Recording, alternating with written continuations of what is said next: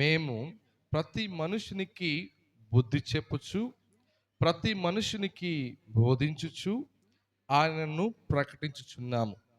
అందు నిమిత్తం నాలో బలముగా కార్యసిద్ధి కలుగజేయు ఆయన క్రియాశక్తిని బట్టి నేను పోరాడుచు ప్రయాసపడుచున్నాను. ప్రార్థన చేసుకుందాం. సర్వశక్తిమంతుడా మా ప్రభువా, నీకు వందనాలు చెల్లిస్తున్నాం తండ్రి. ఈ యొక్క పరిశుద్ధ ఆదివారం నీ పాద సందులో చేరి నిన్ను ఘనపరిచి నిన్ను మహింపరిచాము తండ్రి. ఇప్పటి వరకు నాయనా కొద్ది నిమిషాలు మీరు మాతో మాట్లాడబోతుండగా నాయన, మా హృదయాలు, మా మనస్సును, మా శరీరం, మా దృష్టి అంతా నీ వైపే ఉంచుకుని మీరు మాతో మాట్లాడే విషయాలు మా హృదయాలకు హత్తుకునే విధంగా, మా మనస్సులు నీ వైపు తిరుపుకునే విధంగా, మా జీవితాలు మార్చబడే విధంగా మీరే మాతో మాట్లాడమని మా రక్షకుడు మీ ప్రియకుమారైన యేసుక్రీస్తు వారి నామంలో ప్రార్థించి అడిగి వేడుకొనుచున్నాము తండ్రి. ఆమేన్. చాలా సంతోషం. సో ఈ అపోస్తలుడైన పౌలు గారు కొలసీలకు ఈ మాట రాస్తున్నాడు. అయితే దీనికి చదువుకోవడానికి ముందు కొన్ని విషయాలు మనం అర్థం చేసుకోవాలి. ఏంటి అంటే, ఈ కొలసీలు పత్రిక క్రీస్తు శకం 60వ శతాబ్దంలో రాయబడింది. దీన్ని స్థాపించింది అపోస్తలుడైన పౌలు గారు కాదు, కానప్పటికీ ఆ సంఘాన్ని ఉద్దేశించి కొన్ని మాటలు రాశాడు.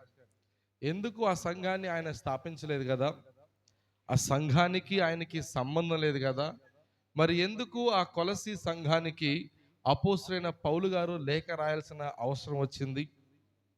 ఎందుకని ఆయన ఆ సంఘాన్ని ఉద్దేశించి కొన్ని మాటలు, ఈ మొత్తం పత్రిక కూడా ఆయన మొదటిసారి చెరసాలలో వేయబడినప్పుడు ఈ కొలసీకి కూడా రాశాడు. అయితే ఎందు నిమిత్తం రాశాడు, దీనికి గల కారణం ఏంటో మనం తెలుసుకుంటే ఈ 2 వచనాల అర్థం మనకి అర్థమవుతుంది.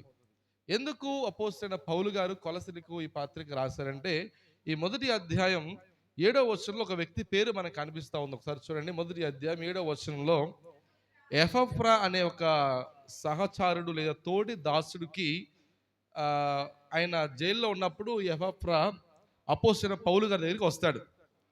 అయితే ఈ ఎపఫ్రా కూడా పౌలు గారితో పరిచయం చేస్తూ వెళ్ళినప్పుడు పౌలు గారిని ఒక ప్రాంతానికి పంపించినప్పుడు ఆ లోయలోకి వెళ్ళి అక్కడ ఒక సంఘాన్ని స్థాపించాడు. ఆ సంఘమే కొలసీ సంఘం.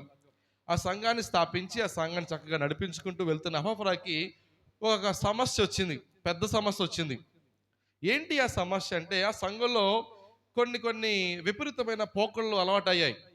ఏంటి అంటే, కొంతమంది అన్య బోధల వైపు తిరిగిపోయారు, కొంతమంది వ్యర్థమైన ఆరాధన చేస్తున్నారు, కొంతమంది ఈ మొదటి 2 అధ్యాయాలు మనం చదివితే క్లియర్గా అర్థమవుతుంది ఎందుకు ఆయన రాశాడని. కొంతమంది దేవదూతల్ని పూజించడం మొదలు పెట్టారు. దేవదూతల్ని మొక్కటం, విగ్రహాలు చేసుకుని పూజించడం మొదలు పెట్టారు. కొంతమంది ఏం చేశారంటే దేహాన్ని శిక్షించుకోవడం మొదలు పెట్టారు. మన దేహాన్ని మనం గాయపరుచుకుంటే దేవుణ్ణి మనం ప్లీజ్ చేస్తాం, దేవుణ్ణి మనం దయ పొందుకుంటాం అని వాళ్ళ దేహాల్లో గాయపరుచుకోవటం మొదలెట్టారు కొంతమంది విచిత్రమైన బోధనలు చేస్తూ మొదలెట్టారు. ఇలాంటి అన్యమైన బోధల వైపు వెళ్ళిపోతున్న సంఘం చూసి ఎపఫ్రా చాలా మార్లు వారికి హెచ్చరించినప్పుడు వాళ్ళు మాట వినలేదు. సో ఏం చేస్తాడు, నాకంటే కొంచెం పెద్దగాడు, మంచి పరిచారకుడు, జైల్లో ఉన్న నా సహోదరుడు, నా సహదాసుడు, తన దగ్గరికి వెళ్ళి కొన్ని సలహాలు అడిగితే ఏమైనా చెప్తాడేమోనని పరుగున ఆయన జైల్లో ఉన్నటువంటి అపోస్తలుడైన పౌలు గారి దగ్గరికి వెళ్ళాడు. పౌలు గారి దగ్గరికి వెళ్ళి ఆయనతో అతను బాధ అంతా చెప్పుకున్నాడు. ఇదిగో నాయనా, నేను కట్టుకున్న సంఘం, నువ్వు నన్ను పంపించావు, చక్కగా సంఘాన్ని ప్రారంభించాను. అయితే కొంతమంది విచిత్రమైన బోధలు చేస్తున్నారు. దానికి కారణం ఏంటంటే, అక్కడ యూదులు మాత్రమే కాదు, గ్రీకులు ఉన్నారు, పుర్కోరీలు ఉన్నారు. ఇక్కడ డిఫరెంట్ ట్రైబల్ పీపుల్ ఉన్నారు. అంటే 3 తెగల వాళ్ళు జీవిస్తున్నప్పుడు అక్కడ నుంచి వాళ్ళ దగ్గర నుంచి వాళ్ళ దగ్గర నుంచి కొన్ని ఆచారాలు వాళ్ళు తీసేసుకుని, కొన్ని పద్ధతులు వాళ్ళు తీసేసుకుని, కొన్ని అలవాట్లు వాళ్ళు తీసుకుని వీళ్ళు కూడా ప్రారంభించడం మొదలెట్టారు. ఎవరు? ఈ కొలసీ సంఘం వాళ్ళు. ఇవంతా చూసిన ఆయన వెళ్ళి జైల్లో ఉన్న పౌలు గారికి చెప్తూ వచ్చాడు. పౌలు గారు అంతా విని, సరే నాయనా నువ్వు వెళ్ళు అని ఆయన వెళ్ళిపోతాడు. వెళ్ళిపోయిన కొన్ని దినాలకు ఒక పత్రిక రాస్తాడు ఆ సంఘాన్ని ఉద్దేశించి.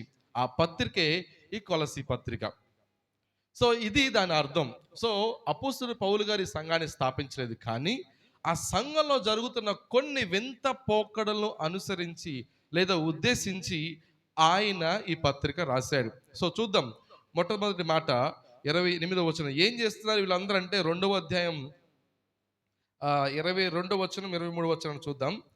వీళ్ళు ఏం చేస్తున్నారు ఒకసారి చూద్దాం. చూడండి. కొలసీ రాసిన పత్రిక 2వ అధ్యాయం 22, 23.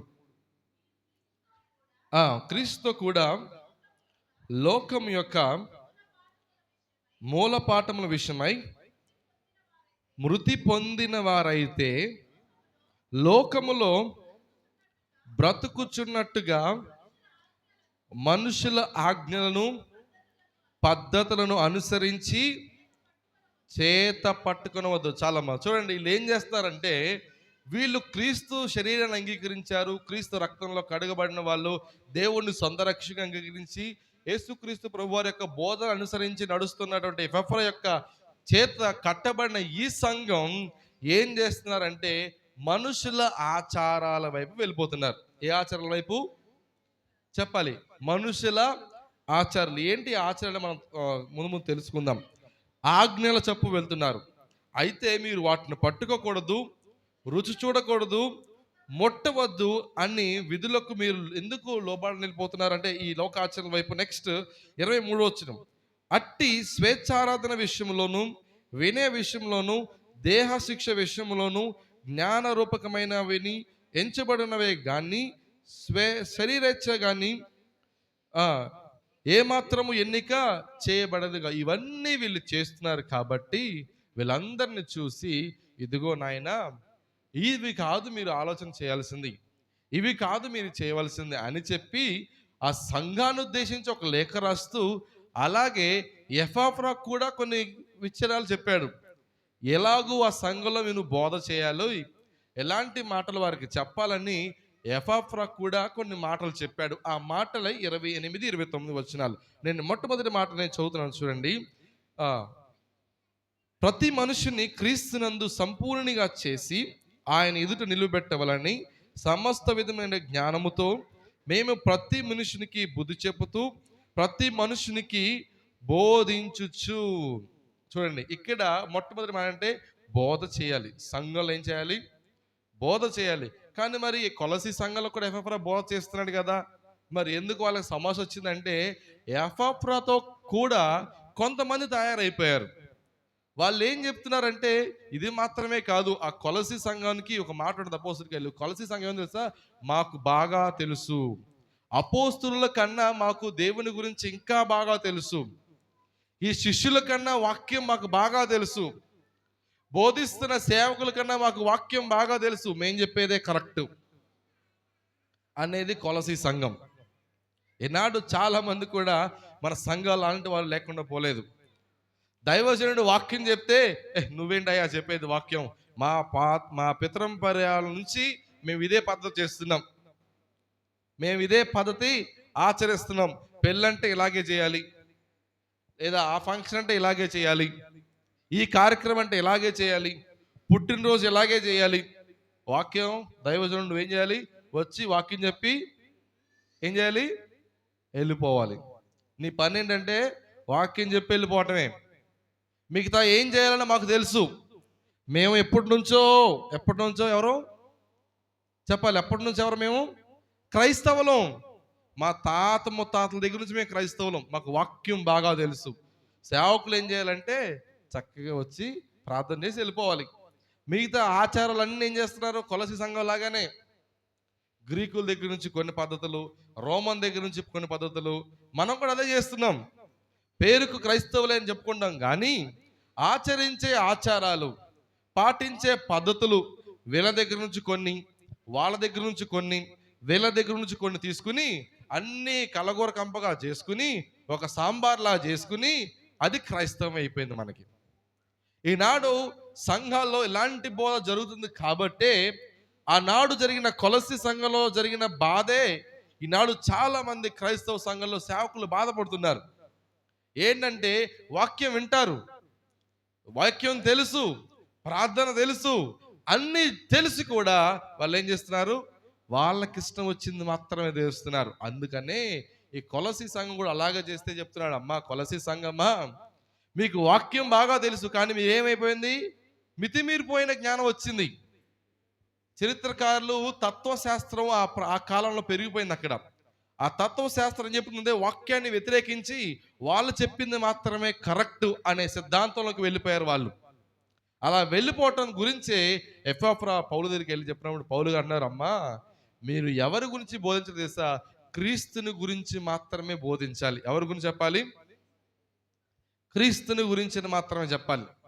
కానీ ఈనాడు చాలా సంఘాల్లో కొంతమంది యెహోవా మాత్రమే దేవుడు అంటారు. మనకి పల్లెటూరులో ఉన్నాం కాబట్టి మనకు తెలియట్లా, చదువుకున్న వాళ్ళు బయటికి వెళ్తే వాళ్ళకి అర్థమవుతుంది.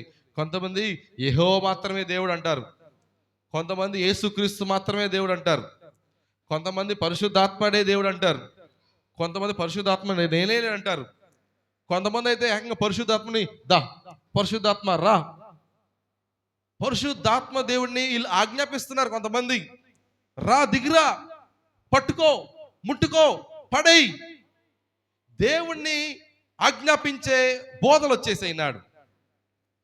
ఇదే ఇలాంటి విపరీతమైన బోధనలు చూసి ఆనాడు కొలసీ సంఘం కూడా అదే వెళ్ళిపోతున్నారు. ఈనాడు కూడా ఈ 21వ శతాబ్దంలో మనం కూడా అలాంటి బోధల వైపే వెళ్ళిపోతున్నాం. క్రీస్తుని గురించి మాటలు చెప్తుంటే ఎక్కడికి రారు. ఎందుకు తెలుసా, వాళ్ళకి కావాల్సింది ఏంటి, విపరీతమైన బోధలు కావాలి. కొంతమంది సిటీలో ఏంటేసా, ఎక్కడ లైటింగ్ ఉంటే అక్కడికి వెళ్ళిపోతారు, లేదా ఎక్కడ మంచి సౌండ్ సిస్టమ్ ఉంటే అక్కడికి వెళ్ళిపోతారు, ఎక్కడ మంచిగా పాటలు పాడితే అక్కడికి వెళ్ళిపోతారు. వాక్యం అనేది వాళ్ళకి క్రీస్తు గురించిన వాక్యం చెప్తే వాళ్ళకి వాక్యం అవసరం, వాళ్ళకి ఏం కావాలి, ఎఫెక్ట్స్ కావాలి, హంగులు ఆర్భాటాలు కావాలి, వింత వింతమైన పోకడలు కావాలి, వింత వింతైన ఆచారాలు కావాలి, వింత వింతమైన పాటలు కావాలి. ఈనాడు పాటలు కూడా మారిపోయాయి. వాక్య సంబంధమైన పాటలు ఎప్పుడో పోయాయి కదా. చాలా మంది పాటలు పాడుతున్నారు, చాలా మంది పాటలు ఆ వాక్యం సంబంధించిన పాటలే ఉండవు. యేసయ్య ఆరాధన ప్రార్థన ఫినిష్ కథం. కొన్ని పాటలు చాలా మన పాటలు విన్నాం, ఆ పాటలే మనతో మాట్లాడతాయి, ఆ పాటలే మనకు జీవాన్ని ఇస్తాయి, ఆ పాటలే మనకి ఉత్సాహాన్ని పెంచుతాయి, ఆ పాటలే మన భక్తులు నడిపిస్తాయి. ఇలాంటి వింత వింతమైన పాటలు, వింత ఆచారాలు, వింత బోధలు, అలాంటి బోధలు జరుగుతున్నప్పుడు ఆ కాలంలో కొలసీ సంఘానికి అపోస్తలుల గారు పత్రిక రాస్తే, ఈనాడు కూడా ఇలాంటి బోధల వైపే చాలా సంఘాలు వెళ్ళిపోతున్నాయి. దేవుడి గురించి చెప్పేవాళ్ళు చాలా తక్కువ, క్రీస్తు గురించిన బోధ చాలా తక్కువ. అద్భుతాలు, ఆశ్చర్యాలు, పడేసేవాళ్ళు, నిలబెట్టేవాళ్ళు, కర్చీపులు అమ్మేవాళ్ళు, కొంతమంది కాయలు అమ్ముతున్నారు. ఈ కాయ తిని మీకు గర్భం వస్తుంది, ఈ కాయ తిని రోగం పోతుంది. ఇలాంటి బోధలు, ఇలాంటి అబద్ధ బోధల గురించి అపోస్తలుడైన పౌలు గారు ఎప్పుడో చెప్పాడు. గలతీ రాసిన పత్రికలో ఒక మాట ఉంటుంది, తర్వాత చూద్దాం. ఇలాంటి వింత వింతమైన బోధలు వస్తున్నాయి. ఎంత వింత వింత బోధలు వచ్చినప్పుడు మీరు ఏం చేయాలి, పరిగెట్టకుండా వెళ్ళిపోవాలి. మనకేంటి తెలుసా, ఎక్కడ ఎక్కువ మంది ఉంటే అక్కడ మంచి సేవకుడు, వెళ్ళిపోవటమే. ఎక్కడ ఎక్కువ మంది వెళ్ళిపోతే అక్కడ పరిగెట్టుకుని వెళ్ళిపోవటమే. అక్కడ ఏం జరుగుతుంది, వాక్యం చెప్తున్నాడా, సంఘానికి కాపరికి గొర్రెలకు సంబంధం ఉందా, కాపరికి గొర్రెకు నాకు అన్యోన్య సంబంధం ఉందా, కాపరి గొర్రెలు ఎరుగుతాడా, గొర్రెలు కాపరిని ఎరుగుతాయా, ఇవేవి మనకు సంబంధం ఉండదు. మనకేం కావాలి, ఎక్కడ పడితే అక్కడికి పరిగెట్టుకుంటూ వెళ్ళిపోయే బోధలకి మనం వెళ్ళిపోతున్నాం. ప్రియ సంఘమా, క్రీస్తుని గురించిన బోధనే మన సంఘాల్లో చేయాలి. అలాంటి బోధలు కాకుండా ఇంకా ఎక్కడ ఏ బోధ కనిపించినా చూద్దాం. గలతీ రాసిన పత్రిక 1వ అధ్యాయం 6-8 వచనాలు, 6-7-8 వచనాలు. క్రీస్తు కృపను బట్టి మిమ్మల్ని పిలిచిన వాడిని విడిచి భిన్నమైన సువార్త వైపు. ఎలాంటి సువార్త చెప్పండి, భిన్నమైన సువార్త అంటే క్రీస్తుని గురించిన సువార్త కాకుండా మీకు ఏ సువార్త వచ్చినా, పడేసే వాళ్ళు వచ్చినా, నిలబెట్టే వాళ్ళు వచ్చినా, కర్చీపులు అమ్మే వాళ్ళు వచ్చినా, కాయలు అమ్మే వాళ్ళు వచ్చినా, పూలు అమ్మే వాళ్ళు వచ్చినా, ఇవన్నీ ఏ బోధలు, ఇవన్నీ చెప్పాలి. ఇవన్నీ ఏ బోధలు చెప్పాలా, ఏ బోధలు ఇవన్నీ, భిన్నమైన బోధలు. కంటిన్యూషన్ అమ్మా, చదువుదాం. మీరెంత త్వరగా తిరిగిపోవడం చూడగా నా కాచ్యం కలిగిపోతుంది. ఎంతగా వాక్యం చెప్పానే మీకు, ఎన్ని సంవత్సరాల నుంచి వాక్యం చెప్పుకుంటా వచ్చానే, ఎన్ని సంవత్సరాల నుంచి దేవుని యొక్క మాటలు మీకు ప్రకటించి నిజమైన సువార్త, సత్యమైన సువార్త మీకు చెప్తే ఇలాగా ఎంత తొందరగా మీరు భిన్నమైన బోధన వైపు వెళ్ళిపోతారని నేను అనుకోలేదు. కంటిన్యూషన్. అది మరి యొక్క సువార్త కాదు, కానీ క్రీస్తు సువార్త చెరపగోరి మిమ్మును కలవరపరుచువారు కొందరు ఉంటారు. వాళ్ళు కూడా బోధకులే. అపోస్తలుడైన పౌలు గారు చెప్పినప్పుడు కూడా ఈ కొలసీ సంఘంలో వాక్యం చెప్పేది వేరే వాళ్ళు కాదు, సేవకులే, బోధకులే, పరిచారకులే, వాక్యం చదువుకున్న వాళ్ళే, దేవునితో పాటు ఆయనతో కలిసి కొంతమంది నడిచి సువార్త విన్న వాళ్ళే. వీళ్ళే ఏం చెప్తున్నారు? ఒక భిన్నమైన సువార్త చెప్తున్నారు. వాళ్ళకి ఇష్టం వచ్చినట్లుగా వాళ్ళు నడిపించుకుంటూ వారందరినీ సత్యాన్ని నుంచి ఎక్కడ నడిపిస్తున్నారు? అసత్యానికి నడిపిస్తున్నారు. కానీ దేవుడు మళ్ళీ ఏం చేశాడు? చీకట్లో నుంచి ఆశ్చర్యకరమైన తన వెలుగుని తీసుకొచ్చి తన యొక్క గుణాతిశయాలను మనం ప్రచురం చేసే ఒక సమాజంగా, సమూహంగా, యాజకులు గుంపుగా మనల్ని చేస్తే మనం ఏం చేయబోతున్నాం? సింపుల్గా తిరిగి భిన్నమైన బోధ వెళ్ళిపోతున్నాం. ఆ కిందకి వచ్చిన 9వ వచనం మనకు వెళ్తే, 8వ వచనం చివరిలోకి వెళ్తే, ఇలాంటి బోధలు ఎవరి దేవదూత అయినా చెప్పినా సరే వాళ్ళు ఏమైపోతారు? శాపగ్రస్తులైపోతారు కదా. ఎంత దుర్బోధ వైపు మనం తిరిగిపోతున్నాం ఈనాడు. కాబట్టి ప్రియమైన సంఘమా, ఈ కొలసీ సంఘానికి అపోస్తలుడైన పౌలు గారు చెప్తున్నారు, మనం బోధించే బోధ ఎవరి గురించి ఉండాలి? క్రీస్తుని గురించి మాత్రమే ఉండాలి. అదే మనం మొట్టమొదటిగా నేర్చుకున్న పాఠం. ఈ కొలసీ సంఘం మనం క్రీస్తు ఎదుట సంపూర్ణులుగా మనం నిలబెట్టడానికి మనం ఏం చేయాలంటే ఒక బోధ చేయాలి. ఏం బోధ చేయాలి? క్రీస్తుని గురించి మాత్రమే బోధించాలి. 2వ వచనం చూద్దాం. 2వ మాట ఏం చేయాలో చూద్దాం. మళ్ళీ ఒకసారి చదువుతాను. ప్రతి మనుషుని క్రీస్తు ఎదుట సంపూర్ణంగా చేసి ఆయన ఎదుట నిలబెట్టవాలని సమస్త విధములైన జ్ఞానముతోనూ మేము ప్రతి మనుషునికి ఏం చెప్పాలి? ఇప్పుడు ఎలాంటి బోధ చేయాలంటే క్రీస్తు గురించిన బోధ చేయాలి. మొదటి. రెండవది, ఎలా బోధ చేయాలంటే జ్ఞానముతోనూ ఏం చెప్పాలి? బుద్ధి చెప్పాలి. ఏం చెప్పాలి? బుద్ధి చెప్పాలి. ఈనాడు ఇది చాలా కరువైపోయింది సంఘంలో. ఎందుకో తెలుసా? ఇలాగా సూటిగా వాక్యాలు చెప్తే, మనస్సుకు నొచ్చుకునే మాటలు చెప్తే, అరే నువ్వు చేసేది తప్పు అని చెప్తే, నువ్వు వెళ్ళే మార్గం సరైన మార్గం కాదు, నువ్వు మాట్లాడే మాటలు మంచి మాటలు కాదు, నువ్వు అనుసరించే బోధ మంచి బోధ కాదు అని వాక్యం చెప్తే సేవకులను చూస్తారు. అదే వారం చివరి వారం, 2వ వారం నుంచి ఇంకొక చాటకి జంప్. అక్కడ కూడా సేవకుడు ఇదే విధంగా బోధ చేశాడు అనుకోండి, అక్కడ నుంచి మళ్ళీ ఇంకొక చోటకి జంప్. ఇలా జంపింగ్ చేసే చాలా మంది విశ్వాసులు ఉన్నారు. ఎందుకంటే వాళ్ళు విచిత్రమైన ప్రాంతాలకు, వేరే వేరే ప్రాంతాలకు వెళ్ళిపోతున్నారంటే, ఎప్పుడైతే వారికి నొచ్చుకునే మాటలు వస్తాయో, బుద్ధి చెప్పే విధంగా దేవుడు మాట్లాడతాడో, ఆ మాటలు విని దిద్దుకోకుండా, సర్దుపెట్టుకుని పక్క చోటకు వెళ్ళిపోయే విశ్వాసులు ఉన్నారు. అలాంటి వారి గురించే అపోస్తలుడైన పౌలు తిమోతికి రాస్తూ ఒక మాట చూద్దాం. తిమోతికి రాసిన 2వ పత్రిక 3వ అధ్యాయం 16వ వచన భాగం చదువుదాం. దైవజనుడు ఎలా చెప్తాడు వాక్యం? తన ఏదో పుస్తకాలు చదివేసుకుని ఎక్కడో రాస్తున్న మాటలు చెప్పడు. దైవజనుడు ఏం చేస్తాడు చూడండి. సన్నద్ధుడై ప్రతి సత్కార్యమునకు పూర్ణముగా సిద్ధపడి ఉన్నట్లు దైవావేశము వల్ల కలిగిన ప్రతి లేఖనమును ఉపదేశించుటకును, ఖండించుటకును, తప్పు దిద్దుటకును, నీతి యందు శిక్ష చేయుటకు ప్రయోజనకరమైనది. ప్రియమైన విశ్వాసులారా, ఇవన్నీ సేవకుడు చేయాలి. వాక్యం క్రీస్తు గురించిన మాటలే కాదు.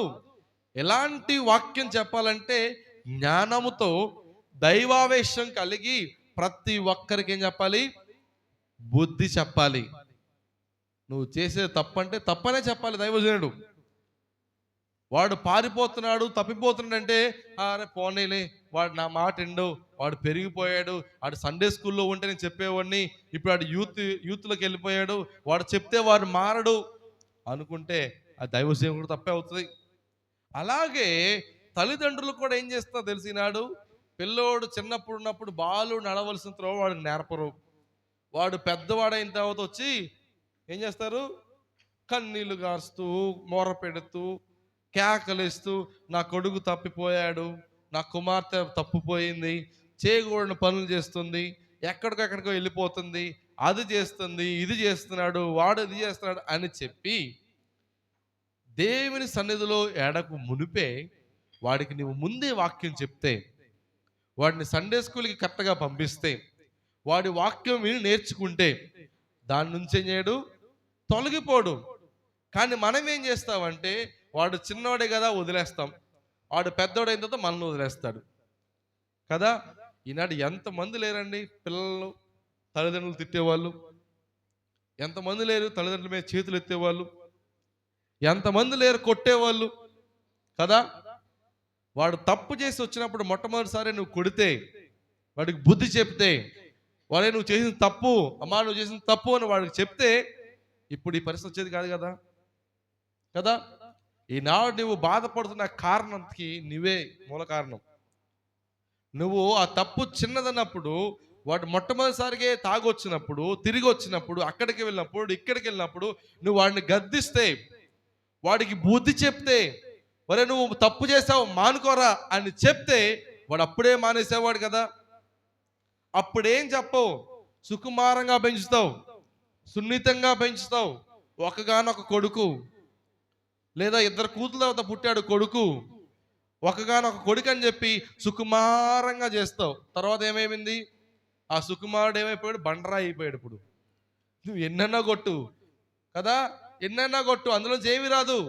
మోసే గారు బండ కొడితే నీళ్ళని వచ్చాయి, అన్ను కొడితే ఏమీ రాదు. ఇప్పుడు అలాంటి వాడి కొరకు ఏం చేయాలి తెలుసా, నువ్వు ప్రార్థన చేయి. ఇప్పుడు వాడిని తీసుకురా ప్రార్థనకి, వాడిని తీసుకురా, నీ కూతురిని, కొడుకుని, భార్యని, భర్తని ప్రార్థన తీసుకొచ్చి దేవుని వాక్యం వారికి నేర్పించు.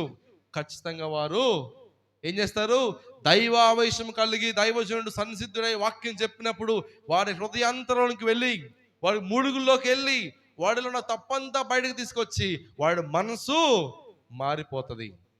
కానీ మనం ఏం చేస్తాం, అవేమీ చేయం, ఒకటే చేస్తాం, బాధపడతాం, వాళ్ళ దగ్గరికి వెళ్ళి వీళ్ళ దగ్గరికి వెళ్ళి చెప్తా ఉంటాం. కాబట్టి ప్రియ సంగమా, అది కాదు మనం చేయాల్సింది, అది కాదు మనం చేయాల్సింది. చూద్దాం యెహెజ్కేలు గ్రంథం 33వ అధ్యాయం 7వ వచన భాగం. యెహెజ్కేలు గ్రంథం 33వ అధ్యాయం 7వ వచనం.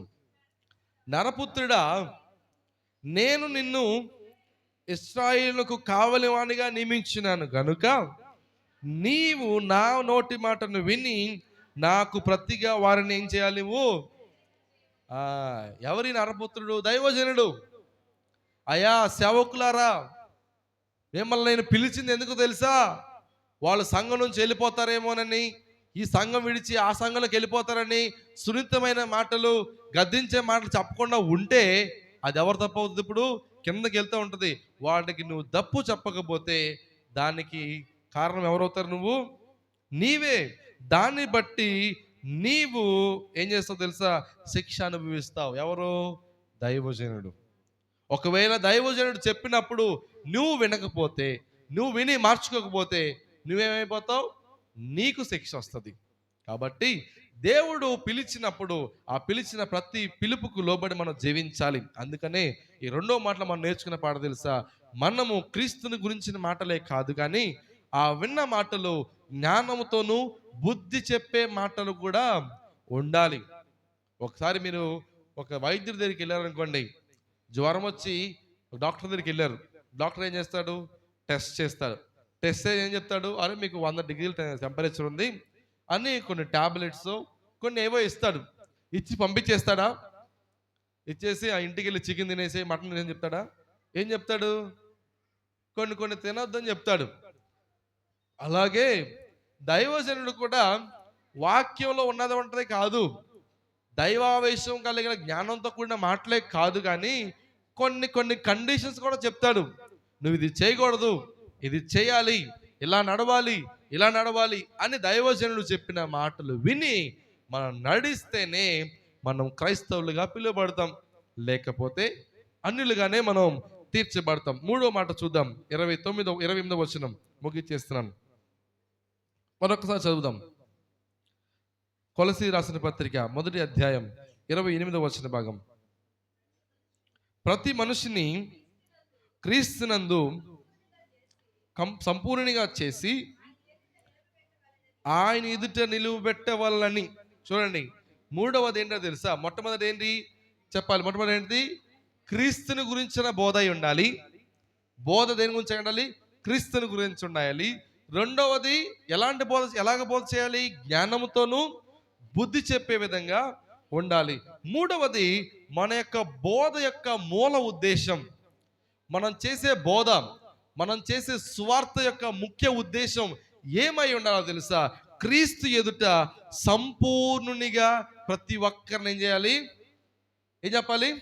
నిలువబెట్టాలి. మనమందరము క్రీస్తు ఎదుట సంపూర్ణునిగా ఏం చేయాలి?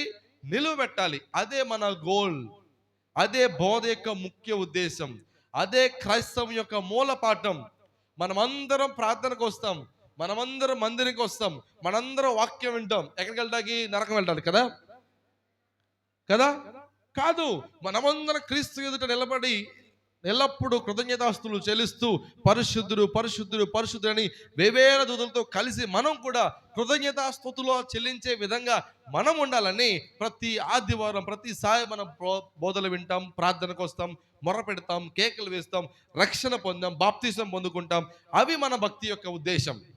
మన యొక్క భక్తి యొక్క మూల ఉద్దేశం నరకం కాదు. మన యొక్క ముఖ్య ఉద్దేశం ఆయన యందు సంపూర్ణంగా నిలబడాలి. అలాంటి బోధ మాత్రమే మనం చేయాలి. అలాంటి బోధ వైపే మనం వినాలి. అలాంటి బోధ వైపే మనం మరలాలి. అలా కాకుండా మరే ఇతరమైన బోధ మనం విన్నా కానీ, మరే ఇతర వైపు మనం విన్నా కానీ అది క్రీస్తుని గురించిన బోధ కాదు, అది అన్యమైన బోధ. ఈనాడు చాలా చోట్ల అన్యమైన బోధలు వస్తున్నాయి. టీవీల్లో వింటున్నాం, యూట్యూబ్లో చూస్తున్నాం, ఇన్స్టాగ్రామ్లో, ఫేస్బుక్లో అనేక చోట్ల అనేకమైన వింతమైన బోధలు వచ్చి క్రైస్తవ్యాన్ని కలవరపరుస్తూ విశ్వాసులను విచ్ఛిన్నం చేస్తూ, ఈ బోధ ఎప్పటిదే కాదు, యేసుక్రీస్తు ప్రభువారు 50వ శతాబ్దం నుంచి జరుగుతున్న సందర్భాలు ఇవన్నీ. ఎప్పటి నుంచి కాదు, సుమారు 2000 సంవత్సరాల నుంచి ఇలాంటి భిన్నమైన బోధలు వచ్చేసాయి.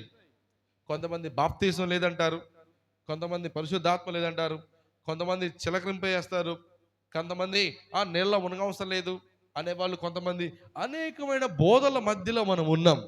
ఈనాడు ఎంత భయంకర పరిస్థితి వచ్చిందంటే ఏది నిజమైన బోధ అని తెలుసుకోవడానికి విశ్వాసులకి అసలు అర్థం కావట్లేదు.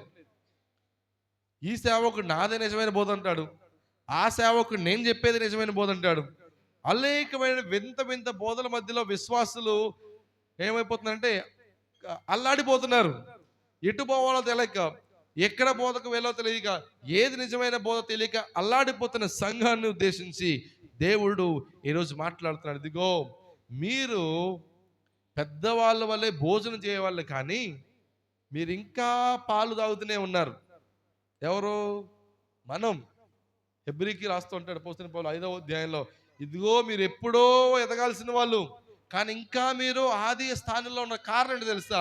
మీరు వాక్యాన్ని విని, క్రీస్తు గురించిన బోధ విని జ్ఞానముతోనూ లేదా దిద్దుకోవటం లేదు కాబట్టి ఇంకా మీ యొక్క దశ బాల్య దశగానే ఉంది. ఆ బాల్య దశ నుంచి ఎప్పుడు పెరుగుతారు, ఎప్పుడు ఎదుగుతారు అనొచ్చు. ఏంటి బాబు, మేము ఎప్పటి నుంచో ప్రార్థనకు వస్తున్నాం కదా, 50 సంవత్సరాల నుంచి 60 సంవత్సరాల నుంచి మేము వాక్యం వింటున్నాం, 20 సంవత్సరాలు 30 సంవత్సరాలు వాక్యం వింటున్నాం. ఒక యజమానుడు పెద్ద తోట తీసుకుని అందులో చెట్లు నాటాడు. ఆ చెట్లు బాగా ఎదిగాయి. సంవత్సరం అయింది, 10 అడుగులు పెరిగాయి. 20 సంవత్సరాలు అయినాయి, 30 అడుగులు పెరిగాయి. ఉపయోగం ఉందా చెప్పండి? ఏమైనా ఉపయోగం ఉందా? ఆ చెట్టు ఎదగడానికి బాగా ఎదిగింది, 30-40 అడుగులు ఎదిగింది. కాయ లేదు, ఒక పండు లేదు, ఒక పింద లేదు, ఒక ఫలం లేదు.